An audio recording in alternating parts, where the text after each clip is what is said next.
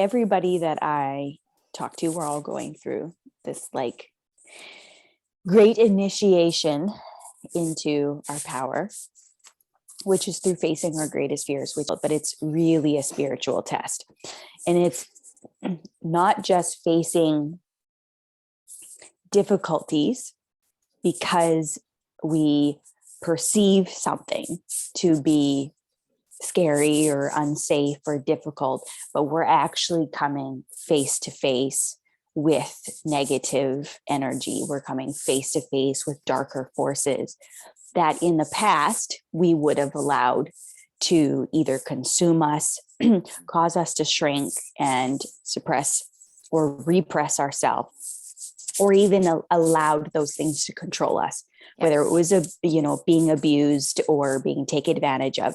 And so this next month, the initiation into our feminine power or into our dark feminine energy is really one of true discernment and learning to wield our weapons wisely.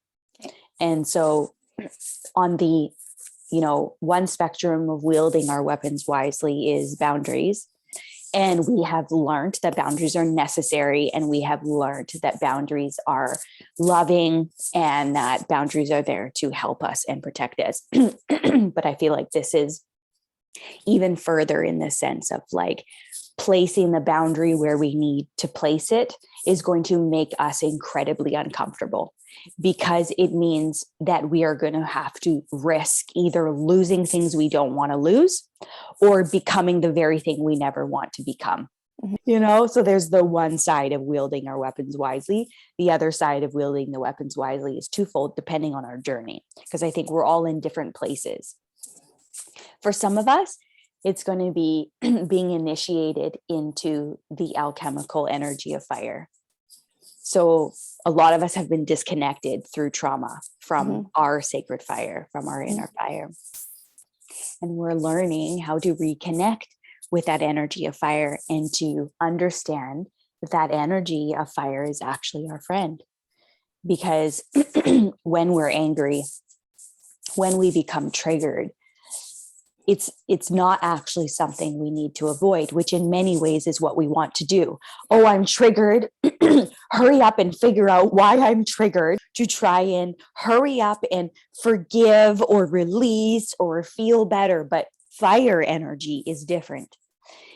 When we learn to embrace that energy of the sacred heart, which is the flame within the heart, that flame can consume without destroying, but it actually wraps around it, and then it fuels what needs to happen. Meaning, when we become triggered, we can actually sit with that trigger.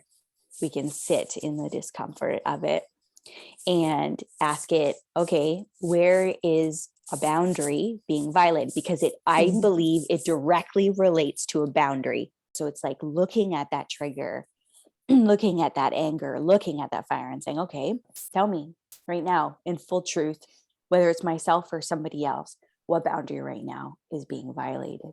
And that is the hardest part, is facing that aspect within ourselves.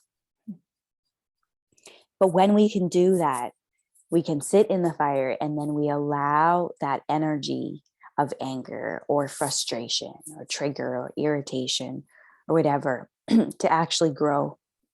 And that growth of that energy can feel very scary when we're not used to it, because for a lot of us, it's that very energy that our abusers used against us unhealthily.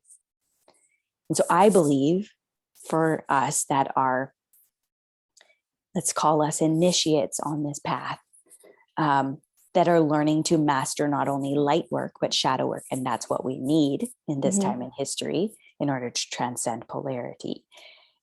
It's our job to learn how to actually grow that energy, not be afraid of that energy, and then use that energy wisely to take aligned action